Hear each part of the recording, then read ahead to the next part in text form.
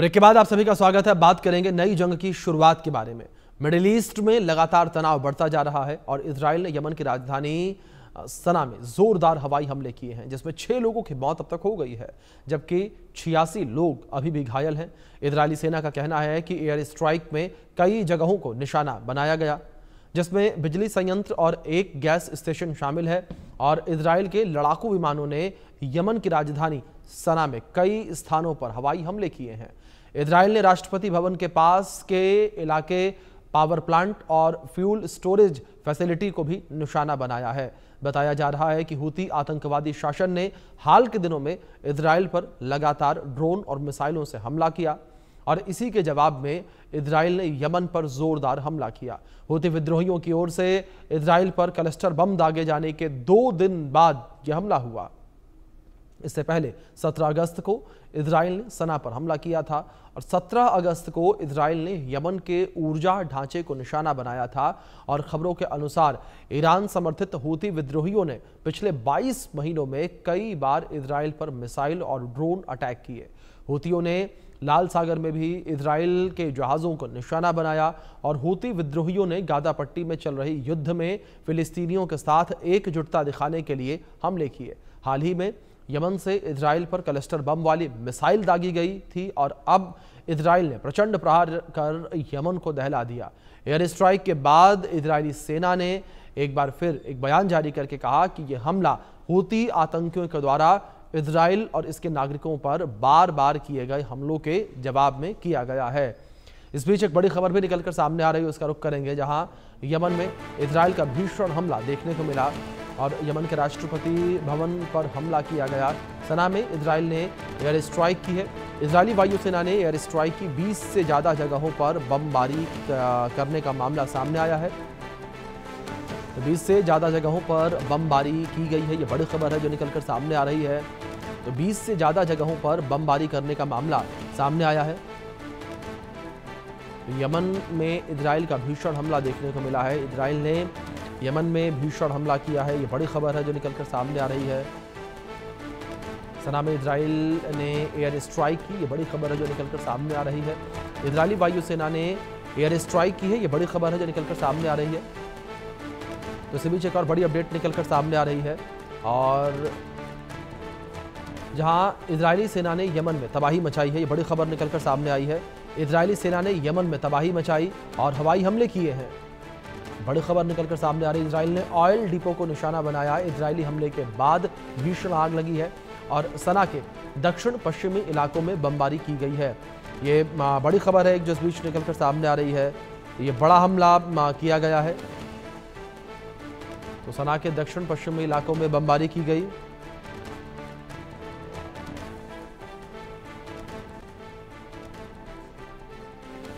लगातार ये हमले जो है देखने को मिले हैं। सना के दक्षिण में ये हमला जो है वो देखने को मिला है। तो इजरायली हवाई हमले ये देखने को मिले और यमन की राजधानी सना में भारी तबाही ये देखने को मिली है। ये बड़ी खबर है जिस बीच निकलकर सामने आ रही है। इजरायली सेना ने यमन में तबाही मचाई है और यमन की राजधानी सना में ये तबाही जो है वो देखने को मिली है। ये हमले जो है वो देखने को मिले हैं। इस बीच बड़ी खबर जो निकलकर सामने आ रही है।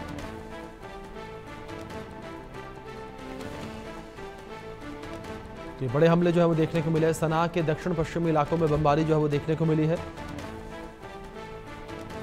ये बड़े हमले हैं। इजराइल ने यमन पर ये हमले किए हैं और यमन की राजधानी सना पर ये बड़ा हमला वो किया गया है।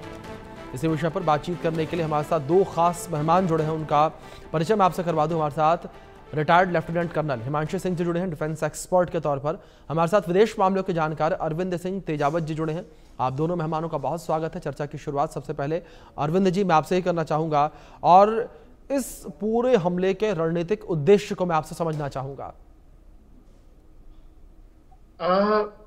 देखिए अभिषेक साहब, यहाँ पर जो खासकर जो इस्लामिक कंट्रीज हैं, वहाँ नेशनलिज्म का जो फॉर्म है वो थोड़ा सा अलग है।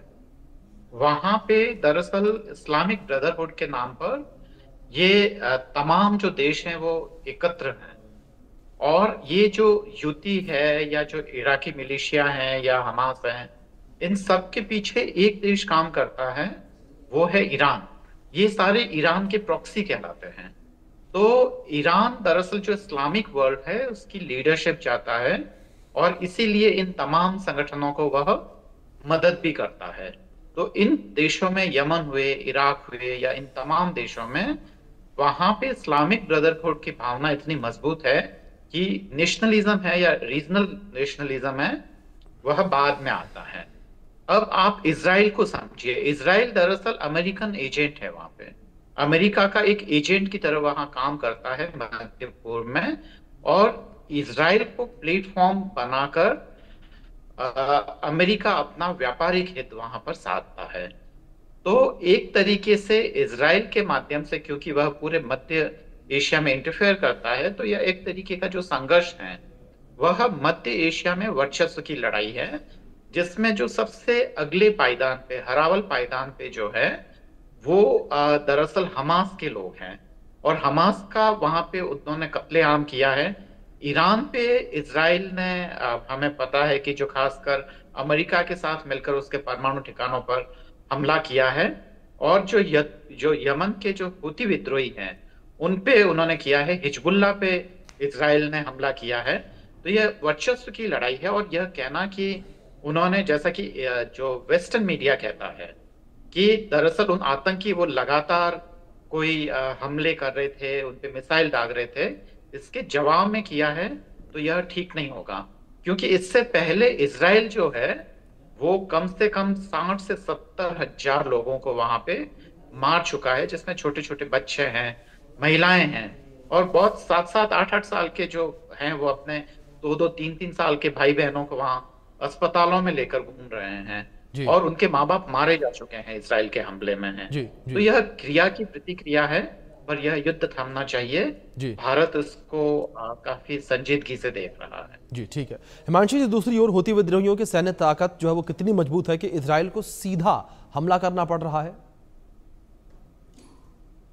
इजराइल जो है उस पे पहली बार मिसाइल के द्वारा क्लस्टर बम दागा गया, और अगर जी मिसाइल के द्वारा क्लस्टर बम दागा जाता है तो इसका मतलब ये है कि हूती विद्रोहियों के पास में अत्याधुनिक हथियार हैं, और ये जी हथियार जो है उनको ईरान से आते हैं। उनके पास आर्टिलरी है, उनके पास अगर मिसाइल और क्लस्टर बम है, उनके पास नेवल ड्रोन्स तक हैं, जिससे कि कई बार आपने सुना होगा कि जिबूती के रास्ते में जी जो रेड सी वाला इलाका है वहां पर भी ये लोग अटैक करते हैं। तो इनकी सैन्य ताकत काफी मजबूत है। इसीलिए आप देखेंगे कि जो शिपिंग एरिया है वहां पर कई बार बहुत सारे जो बिजनेस शिप्स हैं या वाणिज्यिक जहाज है उनको एस्कॉर्ट करने की भी आवश्यकता पड़ती है, और कई बार इन्होंने बहुत सारे वाणिज्यिक जहाजों को भी डुबोया है।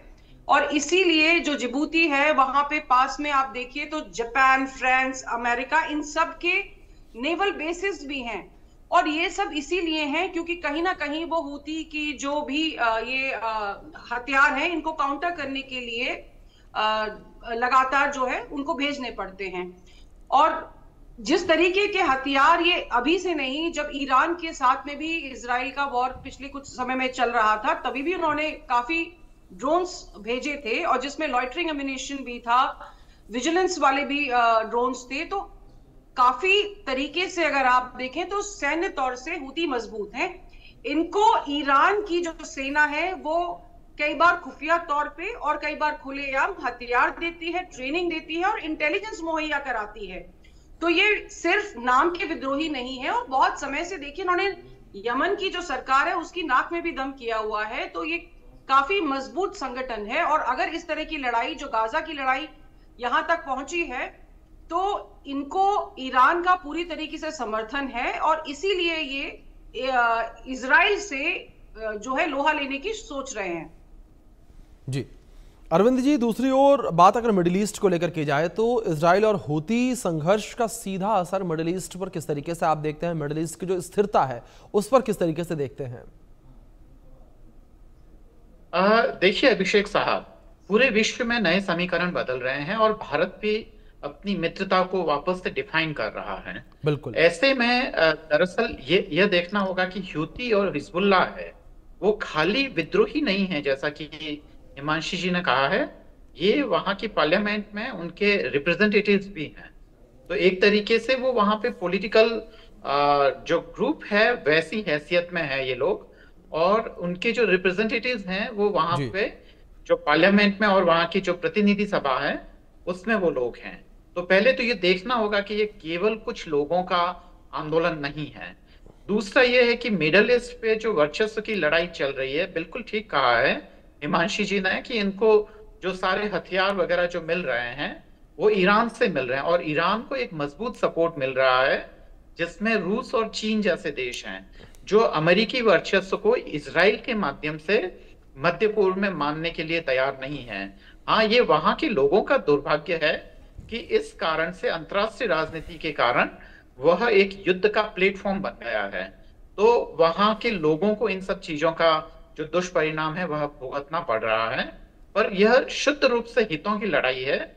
भारत ने इनमें से किसी भी संगठन को उस तरीके से आतंकवादी संगठन घोषित नहीं किया है जैसा कि आमतौर पर है। और दूसरी बात यह है कि भारत के इन सारे ही देशों में, खासकर यमन को छोड़ दे क्योंकि वहां पे इतने पेट्रोलियम संसाधन उस रूप में नहीं है, पर इराक लें, ईरान लें, इन सारे ही जो अरब इस्लामिक जो देश हैं उनसे भारत के राष्ट्रीय हित जुड़े हुए हैं।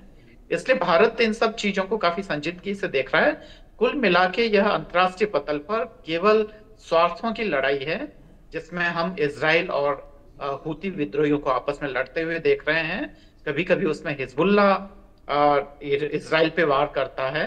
तो इजराइल की उपस्थिति को ही दरअसल ये जितने भी जो इस्लामिक कट्टरपंथी जो संगठन है वो इसे मानने के लिए तैयार नहीं है। अभिषेक साहब जी। हिमांशु जी, दूसरी ओर जिस तरीके से ये हमले देखने को मिले हैं, इजराइल ने जो हमले हूती के ठिकानों पर किए हैं, इससे जो टारगेट्स पर हमले किए गए हैं, क्या असर पड़ता हुआ नजर आएगा आगे इस युद्ध में, इस लड़ाई में? पावर प्लांट, तेल डिपो, सैन्य ठिकाने जो है उन्हें निशाना बनाया गया, और इनके नष्ट होने से क्या जो हूतियों की लड़ाकू क्षमता है उस पर खासा प्रभाव पड़ता हुआ नजर आएगा? देखिए, 12 विमानों ने 10 मिनट तक ये ऑपरेशन चलाया और 50 से ज्यादा जो ठिकाने हैं उनको ध्वस्त किया गया, जिसमें कि तेल डिपो और बिजली के कई जो इंपॉर्टेंट इंस्टॉलेशंस थे वो शामिल थे। बिल्कुल। इजराइल चाहता है कि किसी भी तरीके से हूती विद्रोहियों को दबा दिया जाए, क्योंकि अब जो मोर्चा है वो ईरान के साथ इनका जो मुझे बहुत संभावना लग रही है कि खुल जाएगा, क्योंकि ये पूरा जो संगठन है ये ईरान समर्थित है। जहां तक आम जनता की बात है तो यमन ऑलरेडी देखिए गृह युद्ध की स्थिति में काफी समय से है, 2 दशकों से ज्यादा समय हो गया है, और ऑलरेडी वहां पर भूखमरी और इस तरह की चीजें हैं। अब जो आम जनता है वो किससे प्रभावित होगी कि अगर तेल के डिपो जल रहे हैं, बिजली नहीं है, तो इसमें जैसा समझ में आता है कि आम जनता जो है वो प्रभावित होगी। लेकिन जो हूती है वो तो एज इट इज मिलिशिया है, तो उनको बहुत ज्यादा इन चीजों से फर्क पड़ता नहीं है, क्योंकि उनको इस तरह के सिचुएशंस में रहने की, लड़ाइयां करने की आदत है। लेकिन जब लड़ाइयां होती हैं या किसी भी तरह से एक कंट्री दूसरी कंट्री पे अगर अटैक करती है तो आम नागरिक प्रभावित होते हैं। जैसे गाजा में ऑलरेडी देखिए लोग कितना पलायन कर रहे हैं, वहां से भुखमरी के हालात जो हैं और एड्स तक भी काफी हद तक उन तक नहीं पहुंच पा रही है। तो इस तरह की जो स्थिति पैदा होती है तो वो विद्रोहियों से ज्यादा परेशान करती है आम नागरिकों को। अब इसमें भी अब जो प्रेसिडेंट पैलेस है उसके आसपास जो ठिकाने इन्होंने ध्वस्त किए हैं उसमें काफी मिलिट्री इंस्टॉलेशंस का नुकसान हुआ है, लेकिन क्योंकि ये फॉग ऑफ वॉर होता है तो एक्चुअल कितना डैमेज हुआ है वो पता चलना थोड़ा मुश्किल होता है, आंकड़े भी बहुत क्लियर नहीं आते हैं। लेकिन हूती विद्रोहियों का जिस तरीके से बयान आया है, उन्होंने कहा है कि अब हम इसका भी जवाब देंगे, तो कहीं ना कहीं मुझे नहीं लगता कि ये उनको कमजोर करेगा, बल्कि अब लड़ाई और विध्वंसक होगी। क्योंकि जो काट्स का बयान है, नेतन्याहू का बयान है और आईडीएफ के चीफ का बयान है, ये बहुत साफ तौर पे दिखाता है कि इजराइल आक्रामक लड़ाई करेगा। इजराइल ये कहता है कि अगर आप हमें 1 मारेंगे तो हम आपको 100 मारेंगे। लेकिन हूती विद्रोहियों को ये चीज बहुत क्लियरली पता है कि हम किससे पंगा ले रहे हैं और क्या हमारे पास साजो सामान है और किस हद तक हम जा सकते हैं। मुझे नहीं लगता कि इस तरह के हमलों से बहुत ज्यादा उनकी क्षमता पर कोई प्रभाव पड़ा होगा, लेकिन हाँ, इजराइल बहुत क्लियर है कि वो कोशिश करेगा कि इनको मैक्सिमम डैमेज पहुंचाया जाए। जी, ठीक है।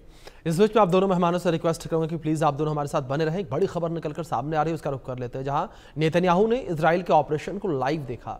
ये बड़ी खबर निकलकर सामने आ रही है, वॉर रूम में बैठकर ऑपरेशन को लाइव देखा है। यमन पर हमले के बाद नेतन्याहू का बड़ा बयान भी निकलकर सामने आया। यमन पर हमला इजराइल की ताकत का सबूत है, ये कहा उन्होंने, और हूतियों को इजराइल पर हमले की कीमत चुकानी पड़ेगी। ये बड़ी खबर है जो इस बीच निकलकर सामने आ रही है। हूतियों को इजराइल पर हमले की कीमत चुकानी पड़ेगी, ये बड़ी खबर निकलकर सामने आ रही है। बेंजामिन नेतन्याहू ने इस पूरे ऑपरेशन को लाइव देखा, ये बड़ी खबर है जो निकलकर सामने आ रही है। इस पूरे ऑपरेशन को लाइव उन्होंने देखा और कहा कि हूतियों को इजराइल पर हमले की कीमत चुकानी पड़ेगी। अरविंद जी, मैं आपका रुख करूंगा। जिस तरीके से जहां एक और बेंजामिन नेतन्याहू पूरे ऑपरेशन को लाइव देखते नजर आए, लेकिन क्या यह हमला अमेरिका और सऊदी अरब की सहमति से हुआ? क्या आपको लगता है कि बिना अमेरिका की सहमति से, सऊदी अरब की सहमति से इजराइल ये हमला नहीं करता? अभिषेक जी, इसमें सऊदी अरब कहना तो ठीक नहीं होगा, क्योंकि सऊदी जो अरब है वो निश्चित रूप से अमेरिका का समर्थक है जी। और वहां के जो खासकर जो हुक्मरान हैं वो अमेरिका को समर्थन करते हैं जी। पर यह है कि इजराइल का मध्य पूर्व में अस्तित्व बिना अमेरिका के संभव नहीं है। अगर अमेरिका पीछे चला जाए तो ये युद्ध एक ही दिन में समाप्त हो जाए, चाहे वह इससे पहले का युद्ध हो, चाहे वो ईरान और इजराइल का युद्ध हो, या जो हमास पे जब इजराइल अपना युद्ध का पूरा प्लान तैयार कर रहा था तो सबसे पहले अमेरिका ने वहां पे अपने वॉरशिप्स भेजे थे ताकि वह एक पुराना पीछे से सपोर्ट मिल जाए। और अमेरिका के आने के साथ ही बहुत सारी जो दुनिया की जो ताकतें हैं वो चुप हो जाती है। और अमेरिका इजराइल को क्यों समर्थन करता है इसका हमें कारण पता है। जो वहां की जो अमेरिकन जो खासकर जो ताकतवर लॉबी है उसके बारे में हमें मालूम है। तो यह है कि यह अमेरिका का तो मौन समर्थन है ही, और कभी कभी एक्टिव समर्थन भी है। कभी कभी अमेरिका ने भी इस अभियान में हिस्सा लिया है। तो वह तो है ही, क्योंकि मैंने आपको जैसे पहले ही बताया कि इजराइल दरअसल वहां अमेरिका का ही एजेंट है जो वहां अमेरिका के व्यापारिक हितों की पूर्ति करता है। पर यहाँ सबसे बड़ी गड़बड़ जो यह हो रही है वो ये है कि हमारा जो सोर्स ऑफ इंफॉर्मेशन कई बार क्या होता है कि वेस्टर्न मीडिया रहता है जो अंग्रेजी में जो खबरें देता है। तो जो अरेबिक जो अखबार हैं या वहाँ के लोकल अखबार हैं या उनकी खबरें वहां से छन छन के आती है, जबकि वास्तव में यह दिखाया गया है कि देखिए कि हम पे ये जो हूती विद्रोही है या ये जो बाकी जो हिजबुल्लाह है या हमास के लोग हैं उन्होंने हम पे आक्रमण किया है और हम पे हमला किया है, इसके कारण हमें जवाब देना पड़ रहा है। पर वास्तविकता बिल्कुल ठीक ऐसी नहीं है अभिषेक जी। वास्तविकता यह है कि पूरी तरीके से वहां नरसंहार इजराइल ने मचाया है और इजराइल जिन लोगों को मार रहा है वो दरअसल आम लोग हैं, क्योंकि जिन हमास के लड़ाकों ने अपहरण किया था इजराइल के नागरिकों का वे तो आज तक नहीं पकड़े गए। उनको तो आज तक जो इजराइल की सेना है वह नहीं पकड़ पा रही है। तो यह है कि पर उसके बदले में आप उसका पनिशमेंट वहां के आम लोगों को देंगे तो यह ठीक नहीं है। यह एक तरीके से आतंक फैला के वहां पे अपनी वर्चस्व की लड़ाई का है। एक और जो दूसरा महत्वपूर्ण जो चीज हमें ध्यान में देनी होगी कि नेतन्याहू पे खुद इजराइल में बहुत सारे करप्शन के केस लगे हुए हैं। तो अगर ये सारे ही युद्ध बंद हो जाएंगे तो पूरी की पूरी जो सारा जो केंद्रीय रूप से नेतन्याहू पे जांच का दायरा बढ़ जाएगा और उनके भ्रष्टाचार को वहां के जो बहुत सारी एजेंसीज हैं जो इजराइल की वो काफी गंभीरता से लेने लगी। पर युद्ध की आड़ में नेतन्याहू इन सब चीजों से बच सकते हैं। खुद इजराइल में वहां पे नेतन्याहू के इस नीतियों के विरोध में बहुत जबरदस्त वहां पे आंदोलन और प्रोटेस्ट हो रहे हैं। खासकर बड़े पैमाने पर वहां के जो बुद्धिजीवी और जो वहां के लोग हैं वो ये कह रहे हैं कि इस युद्ध से हमें कोई फायदा नहीं है, इजराइल के लोगों से कोई फायदा नहीं है। ये केवल कुछ लोग जो इजराइल के लोग हैं या अमेरिका के जो खासकर पूंजीपति लोग हैं वो अपने स्वार्थ के लिए मध्य पूर्व में यह सब लड़ाई चला रहे हैं। उनके पीछे मकसद यही है। और जिनको वो कहते हैं कि आतंकवादी हैं उनको तो वो आज तक नहीं पकड़ पा रहे हैं, और उनके बदले में जिनको ये लोग पनिशमेंट दे रहे हैं वो आम नागरिक हैं, जिनमें छोटे छोटे बच्चे हैं जिनका जीवन तो अभी उन्होंने देखा ही नहीं है। उनको अपंग कर दिया गया है, किसी की आंख टूटी हुई है, किसी का हाथ पांव टूट गया है। तो यह सब तो ठीक नहीं कहा जा सकता है ना। जी ठीक है अभिषेक हिमांशु जी, दूसरी ओर क्या इन हमलों में इजराइल अपने घरेलू मोर्चे पर सुरक्षा संकट खड़ा कर देगा? क्योंकि जाहिर तौर पर हूती जो है वो भी अटैक करेगा, वो भी बदला लेने की कोशिश करेगा। अभिषेक जी, जैसा आपने पहला शेखावत जी से सवाल पूछा था कि इन्होंने लाइव देखा है, तो मैं आपको बता दूं, मैं recently I visited one of the air bases जहां पर कि हमने इजराइल से जो हेलमेट्स इंपोर्ट किए हैं वो देखे थे, उनके कुछ जहाज मैंने देखे थे, fighter planes. The system which these helmets have, आपका जो पायलट होता है उसकी आंखें जहां देखती हैं मिसाइल का टारगेट वहां लॉक हो जाता है, और जो वॉर रूम में बैठे हुए लोग हैं वो उसको वहां से मॉनिटर कर सकते हैं। तो ये टेक्निक जो है अब हर एक जहाज और हर हेलमेट के साथ आ रही है। तो ये जो तस्वीरें आप दिखा रहे हैं, तो इसमें मैं बता दूं कि इनको कोई एडिशनल इक्विपमेंट इसमें यूज करने की जरूरत नहीं पड़ती है। अब आती हूं मैं आपके सवाल पे।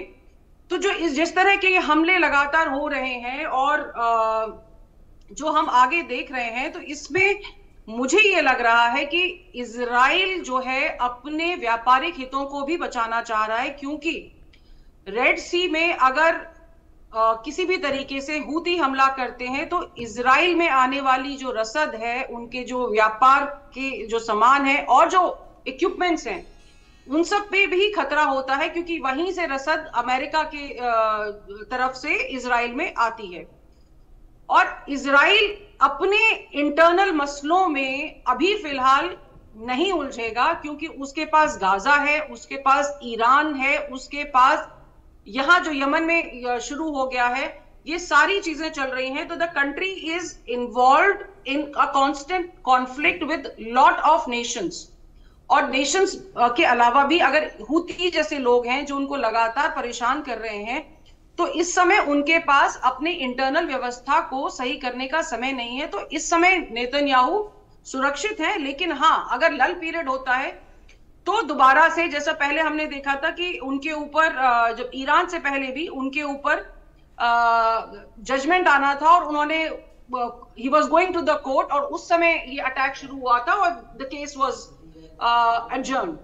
तो ऑब्वियसली ये कहीं ना कहीं कुछ हद तक हो सकता है कि वो अपने आप को बचाने की कोशिश कर रहे हैं, लेकिन कब तक बचा सकते हैं? अगर आपके ऊपर करप्शन के केसेस हैं तो आप एक कंट्री को कांस्टेंट स्टेट ऑफ वॉर में कब तक रख सकते हैं? और अब तो यूएनएससी की तरफ से भी अपील की जा रही है कि इस तरह के हमलों को रोकना चाहिए। अमेरिका और सऊदी अरब ऑलरेडी कोशिश करेगा इन सब चीजों में इन्वॉल्व होके इनको बैक करने की, लेकिन ये मसले ऐसे हैं जिसमें जो दिखता है उससे कहीं ज्यादा पर्दे के पीछे चल रहा होता है, तो निश्चित तौर पे कुछ भी कह पाना थोड़ा मुश्किल होगा। जी बिल्कुल हिमांशु, जिस तरीके से आपने जिक्र किया, जाहिर तौर पर जो ये लड़ाई है वो कई सारे संकट जो है खड़े कर सकती है। और अरविंद जी, इस बीच एक बड़ा संकट है लाल सागर का। रेड सी में जिस तरीके से हमले हो रहे हैं और जो व्यापारिक जहाज हैं, अगर वो इसकी जद में आते हैं तो किस तरीके से वैश्विक तौर पर लड़ाई फैलती नजर आएगी? अरविंद जी देखिए, रेड सी पे जो ये हूती विद्रोहियों का एक बहुत बड़ा थ्रेट तो है ही, पर उनकी सुरक्षा के लिए उनके अपने इंतजामात हैं। पर एक बड़े लेवल पे आप देखिए कि जो खासकर जो गाजा पट्टी को अमेरिका पूरी तरीके से अपने कंट्रोल में लेना चाहता है, क्योंकि वह समुद्र से जुड़ा हुआ इलाका है। और ऐसे ही ये जो फिलिस्तीन को अगर मान लो कभी विभाजन होता है और उनको कोई जमीन देनी भी पड़ी, तो वो समुद्र से दूर है काफी, तो पूरी तरीके से उनकी जो डिपेंडेंसी है वो इजराइल पे काफी बढ़ जाएगी। तो ये बहुत ही एक वृहत राजनीति का हिस्सा है, और उसने निश्चित रूप से पूंजीवादी जो स्वार्थ हैं उसने काम कर रहे हैं। और अभी तो हमें भारत को भी इन सब चीजों का अनुभव है। अमेरिका जिस तरीके से भारत के साथ व्यवहार कर रहा है, भारत एक मजबूत देश है, इसलिए अमेरिका की चल नहीं पाती है। पर यह तो वे देश है जिनके पास न तो कोई ज्यादा ताकत है, न ज्यादा संसाधन है, तो उनको मारना, पीटना और उन पे हमला करना बहुत ज्यादा आसान होता है। तो अंतरराष्ट्रीय राजनीति के लिए वैसे भी कहा जाता है कि यह एक तरीके का जंगल राज होता है, जिसमें जो वर्चस्वशील देश होता है वही कमजोर देशों पे अपना वर्चस्व स्थापित करता है। अभिषेक जी। जी बिल्कुल अरविंद जी। दूसरी ओर हिमांशु जी, जिस तरीके से अगर रेड सी को लेकर अभी अरविंद जी से मेरा सवाल था, क्या आपको लगता है कि ऐसी हिमाकत जो है वो कभी भी हूती विद्रोही कर पाएंगे कि रेड सी में दूसरे देशों के जहाज़ों को टारगेट वो करें स्थिरता लाने के लिए? अभिषेक जी, वो ऐसा करते रहे हैं। 2025 में कई बार ऐसा हुआ है कि उन्होंने वाणिज्यिक जहाजों पर अटैक किया है जी। और इसीलिए जो एक वैकल्पिक रास्ता है केप ऑफ गुड होप की तरफ से होकर, जो अफ्रीका की तरफ से जाता है, तो वहां से कई बार जहाजों को डाइवर्ट किया जाता है, लेकिन इससे शिपिंग की जो लागत है वो दुगनी हो जाती है। और जैसा मैंने पहले जिक्र किया था कि जो जिबूती पोर्ट है वो भी इनके बहुत नजदीक है, जो कि अफ्रीका के जिसको कहते हैं हॉर्न, उसमें स्थित है। और वहां से बाव अल मदेज और रेड सी ये जुड़ते हैं। जिबूती का जो है बहुत ज्यादा इंपॉर्टेंस है, आप कहें तो कमर्शियल पोर्ट की तौर पे। और यहां से तकरीबन दुनिया के 12% जो है व्यापार होता है। हूती विद्रोही ये कोशिश करेंगे कि ज्यादा से ज्यादा देशों को इसमें इन्वॉल्व किया जाए ताकि इजराइल पे प्रेशर पड़े, क्योंकि जैसा मैंने पहले कहा कि फ्रांस, जापान, अमेरिका के ऑलरेडी यहां पर बेसिस हैं और इजराइल पे प्रेशर बनाने के लिए वो यहां से जाने वाले कंटेनर शिप्स हो गए या ईंधन ले जाने वाले जहाज हो गए, उनपे हमला पक्का करेंगे। जिस तरीके से आपने जिक्र किया कि हूती विद्रोही लाल सागर में भी हमले पहले करते रहे हैं, लेकिन अब देखने वाली बात हिमांशु जी यहाँ पर ये होगी कि आगे ये लड़ाई क्या मोड़ लेती है, इजराइल का रुख क्या होगा, हूती किस तरीके से वापस अटैक करते हैं। फिलहाल आप दोनों मेहमानों का बहुत शुक्रिया जुड़ने के लिए, अपना कीमती वक्त इंडिया न्यूज को देने के लिए। वक्त छोटे से ब्रेक का।